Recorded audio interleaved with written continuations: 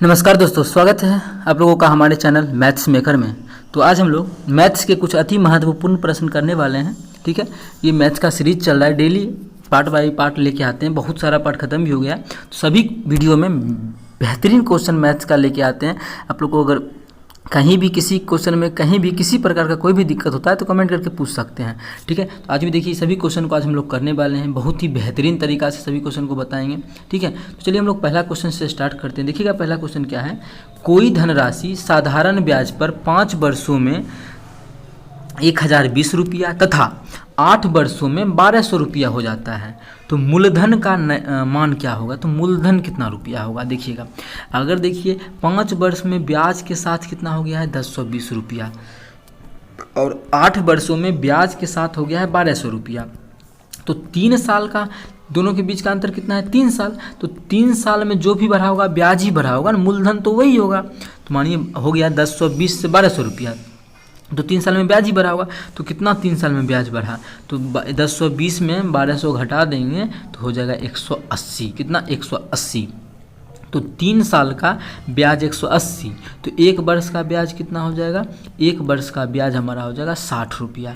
कितना हो जाएगा 1 वर्ष का ब्याज? 60। अब आगे देखिएगा, ये जो है कोई धनराशि साधारण ब्याज पर 5 वर्षों में कितना हो गया? 5 साल में कितना हो गया? 1020 हो गया। मतलब है कि इसमें 5 साल का ब्याज भी जुड़ा हुआ है 1020 में, तो 1 साल का ब्याज 60 रुपया, तो 5 साल का ब्याज कितना हो जाएगा? 5 साल का ब्याज हो जाएगा 300 रुपया। ठीक है, 5 साल का ब्याज कितना? 300 रुपया। अब 5 साल में टोटल मूलधन, टोटल मिश्र धन कितना हो गया? 1020, और में ब्याज कितना है? 300 रुपया। तो टोटल मूलधन हमारा निकल जाएगा कितना? घटा देंगे तो 720। तो मूलधन जो वो निकलेगा वो कितना निकलेगा? 720 रुपया। कौन सा ऑप्शन में है? तो हम लोग देख पा रहे हैं हमारा जो ऑप्शन डी है, ऑप्शन डी में है 720, तो ऑप्शन डी हमारा बिल्कुल करेक्ट आंसर हो जाएगा। ठीक है, तो मूलधन कितना हो जाएगा? 720 रुपया। इस प्रकार का बहुत सारा एग्जाम में ऐसा क्वेश्चन पूछा जाता है, बहुत सारा एग्जाम में आप लोग क्वेश्चन बैंक उठा के देख सकते हैं। तो इस प्रकार से हम लोग आसानी से कोई भी क्वेश्चन को सॉल्व कर सकते हैं। चलिए अगला क्वेश्चन करते हैं, क्वेश्चन नंबर 2। देखिएगा क्वेश्चन नंबर 2 क्या है?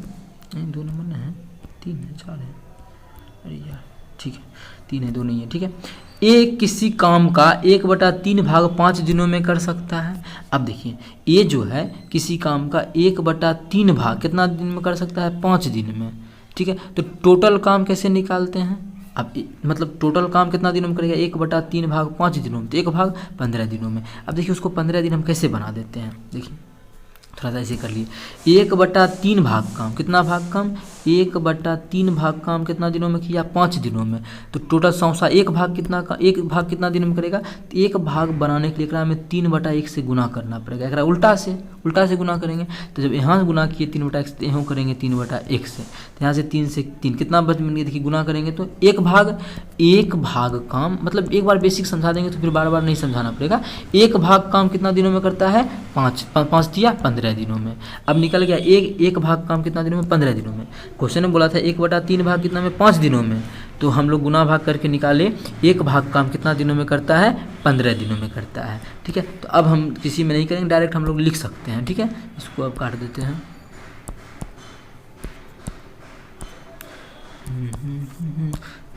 ठीक है, ए किसी काम को आप डायरेक्ट बोल सकते हैं, 1 भाग हटाते हैं, ए किसी काम को पूरा मिटा देते हैं।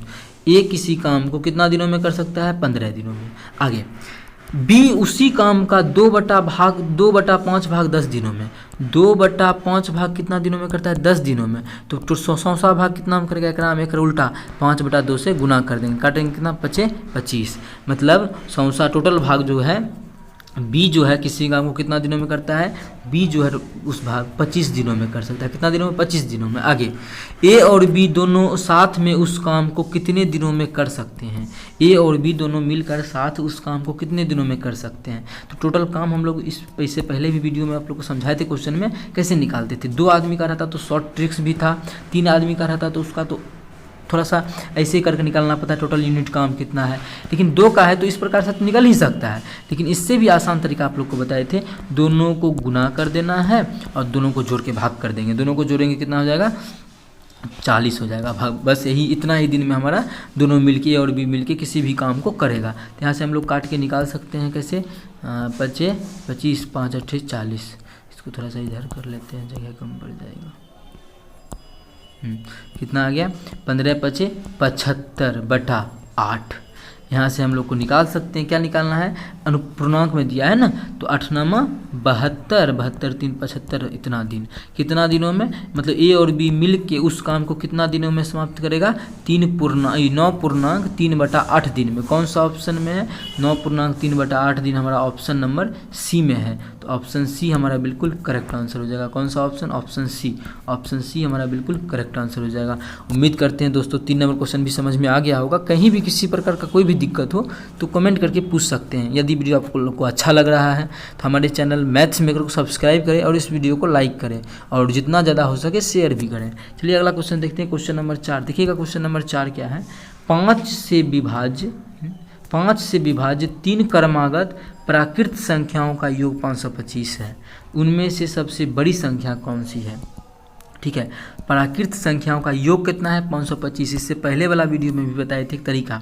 देखिए डायरेक्ट अगर मानिए 5 से विभाज्य, उससे मतलब नहीं है, 5 से विभाज्य ऐसा नहीं है मानने लगेंगे, एगो संख्या x तो दूसरा 5 से विभाज्य, 5 से विभाज्य प्राकृत संख्या है, एगो संख्या 5 तो दूसरा x + 5, तीसरा नहीं, पहला 5 ही क्यों मानेंगे, तो हम 5 से विभाज्य है ना, 5 से क्या है, 5 से भाग लगता है, तो एगो x तो दूसरा क्या हो जाएगा x + 5 और तीसरा क्या हो जाएगा x + 10। इस प्रकार से करके हम लोग नहीं निकालेंगे। ठीक है, इस प्रकार से करके निकालेंगे तो बहुत लंबा टाइम लग जाएगा। इसका बेसिक भी तरीका आप लोग को समझाए थे, जो कि पिछले वीडियो में समझाए थे, लेकिन यहाँ पे एक बार फिर से हम एक्सप्लेन करते हैं। ठीक है, देखिएगा अगर मानिए हम बोले 2 4 6 सबको जोड़ेंगे 12, अगर 3 गो लगातार सम संख्याओं का योगफल कितना है, 12 है। 3 गो लगातार सम संख्या, मानिए ये हमको नंबर नहीं पता है, हम पूछेंगे देखिए बीच वाला तो 3 आना 4 आना चाहिए, बीच वाला 4 है ना, या फिर सबसे छोटा पूछेंगे। क्वेश्चन में क्या पूछा है कि उनमें से सबसे बड़ी संख्या, सबसे बड़ी की संख्या कितना है, 6 है, तो हमको 6 आना चाहिए। इस तरीक़ा से देखिए, अब इसको हम मिटा देते हैं। 3 गो लगातार विषम संख्याओं का योगफल कितना है, 12 है। कितना गो लगातार, 3 लगातार का ना 3 से भाग करते हैं, तो भाग करेंगे कितना आ जाएगा 4। ये जो 4 निकलता है वो बीच वाला संख्या निकलता है। देखिए बीच में 4, बीच वाला निकला तो एगो आगे भी होगा पीछे भी होगा। अगर आगे का बात करता बड़ी संख्या का, तो सम संख्या बोला है तो 4 के बाद सम संख्या 6, 4 से पहले सम संख्या 2, अगर सबसे छोटी संख्या पूछता तो 2 होता, सबसे बड़ी संख्या पूछा है तो 6 होगा। ठीक है, तो इस प्रकार से हम लोग देखिए निकल गया ना हमारा आंसर। लेकिन हम लोग इस क्वेश्चन को देखिए कैसे बनाएंगे। अब क्या है, 5 से विभाजित 3 क्रमागत प्राकृत संख्या, 3 गो लगातार प्राकृत संख्या का योगफल कितना है, 2 2 5 225 है। क्या गो लगातार है, 3 गो लगातार है, तो 3 से भाग कर देंगे, 3 से भाग करेंगे, 3 7 21, 3 5 15। ये जो निकलता है 75 जो निकला हमारा बीच वाला संख्या निकला, कहाँ का, बीच का, तो एगो आगे भी होगा एगो पीछे भी होगा।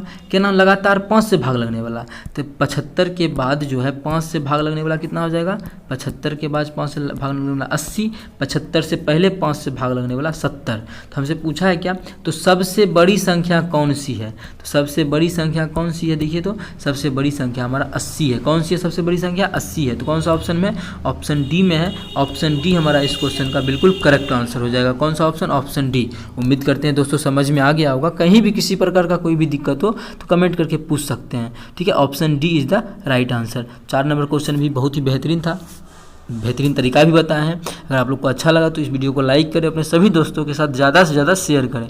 चलिए मिलेंगे नेक्स्ट वीडियो में इसी प्रकार का बेहतरीन क्वेश्चन लेके। Thank you.